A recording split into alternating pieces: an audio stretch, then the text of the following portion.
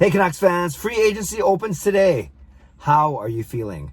I'm Clay, emo at Matt Canuck Clay on Twitter. I'm at Clayton Emo on Instagram. I'm the founder of the GLCPC, the Good Looking Canucks Positivity Club. And this is my Canucks take, all in one take. It's Clay's Canucks commentary for Friday, October the 9th. This is where you get Canucks insight that's positive and timely. Before I get to free agency, I want to give a shout out and congratulations to my Canucks musical collab partner, Marie Huey, her and Chris. Welcome the birth of their second child, Rogue, R-O-G-U-E, Rogue One. One is their last name. So they welcomed beautiful Rogue into the world on Wednesday afternoon. Now younger sister to older brother Ronan. And I'm so happy for Marie, Chris, and the family. So good news all around on that front. We're hoping for good news all around on the Canucks front today. But it's pretty crazy when you think about it. It's free agency. And we've been talking about this for the past, not only 5 weeks, but past year or so, that we knew that the Canucks would have a lot of decisions on their hands.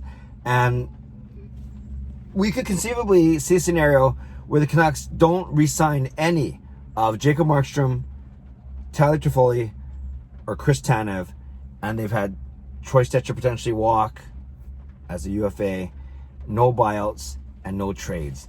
Can you imagine if that's the case? If all those 6 things happen today, that'd be kind of crazy.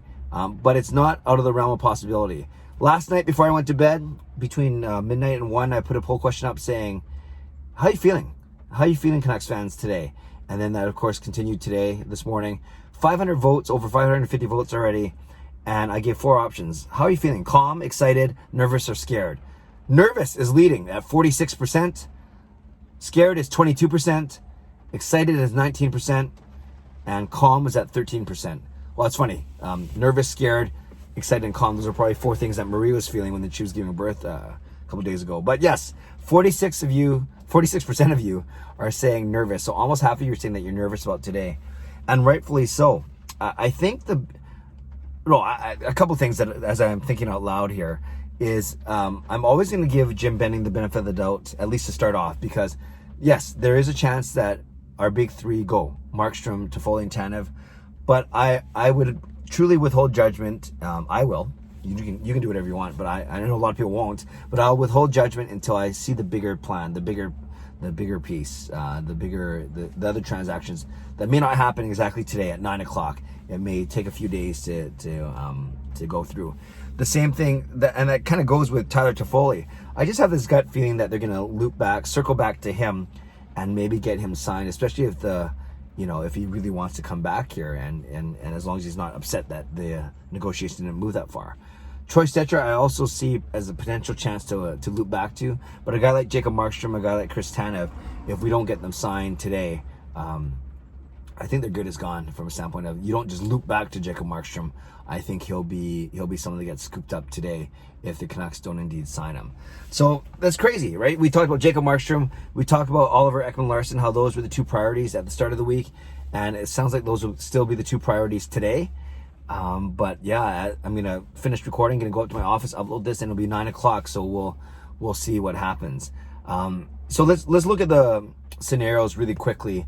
And let's look at kind of the categories and what's happened. So on Tuesday was day 1 of the draft. Canucks didn't have a pick. On Wednesday was day 2 of the draft. I talked about those draft picks yesterday. Generally a pretty safe draft for the Canucks. You can't really do much when you're not picking until the 3rd round. But Wednesday was also the end of the qualifying offer period. And everyone got qualified. Gaudette, Virtanen, Chatfield, Bailey, some HL guys. The one player of note that did not get qualified was Troy Stecher. And like I said, it doesn't mean that you can't negotiate with him outside of this qualifying offer. You can still sign him, but now he's basically a UFA today, so he could go anywhere, including the Vancouver Canucks. So the Canucks can loop back to him, circle back to him, as they like to say. But Troy Stecher obviously has a freedom to sign with any other team right now. So that's a bit of a challenge. So that was on Wednesday. Then yesterday was the deadline for buyouts, and we heard about Stecher, about Sutter, about Berchi. Eriksson would be hard to buy out, but we heard about names like Sutter and Berchi, and that never came to fruition yesterday. So that was one way to get rid of some money, to shed some money and get some salary cap space back. But the Canucks didn't do that. And now we're here today at the start of free agency. And I think my biggest point here is, yes, I'm going to give Jim Benning the benefit of the doubt and see what the bigger picture is. But it does astound me, quite frankly, that for the past 5 weeks, ever since the Canucks were eliminated from the playoffs, we kept hearing the top 3 priorities from a UFA standpoint are Jacob Markstrom, Tyler Toffoli, and Chris Tanev. Or maybe in order, it's Jacob Markstrom, Chris Tanev, and Tyler Toffoli. Regardless, it was the big 3 of Markstrom, Toffoli, and Tanev. And then we would hear things like, oh, they're going to try their best to sign all 3. Or, that it's Jacob Markstrom and then it'll be a domino effect. And all those things I agreed with and I believed in. But it's astounding to me that on Friday, October the 9th, there's a chance that we could end the day, although I don't think it's going to happen today, but we could end the day without any of those 3. Not just 2 of them, or not only 1 of them, but there's a chance that we end the day without all 3 of those players. Jacob Markstrom, Tyler Toffoli, and Chris Tanev. Now, when it comes to Markstrom, we hear that the 2 Alberta teams are ready to offer him big money and big term. Heard things like 6 years at $6 million.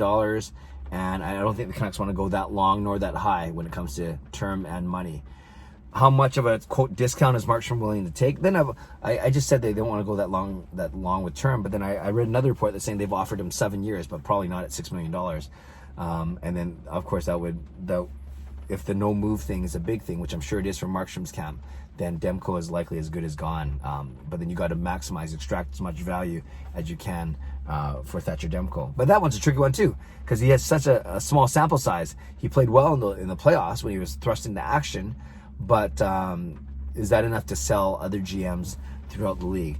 So Jacob Markstrom, yes, I've always talked about he's been the biggest domino to fall, but he hasn't fallen yet. So that's nothing else has happened, and that's why the other 2 UFAs, Chris Tanev and Tyler Toffoli, minimal to no negotiations over the past couple weeks, which is kind of crazy when you think about not even exploratory talk. I don't know what kind of acknowledgement there was that they would have to wait until Markstrom gets done.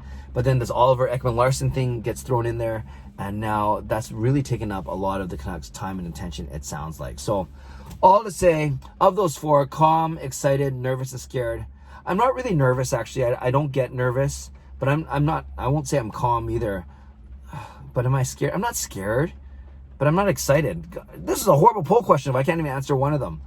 Actually, to be honest with you, I'm calm.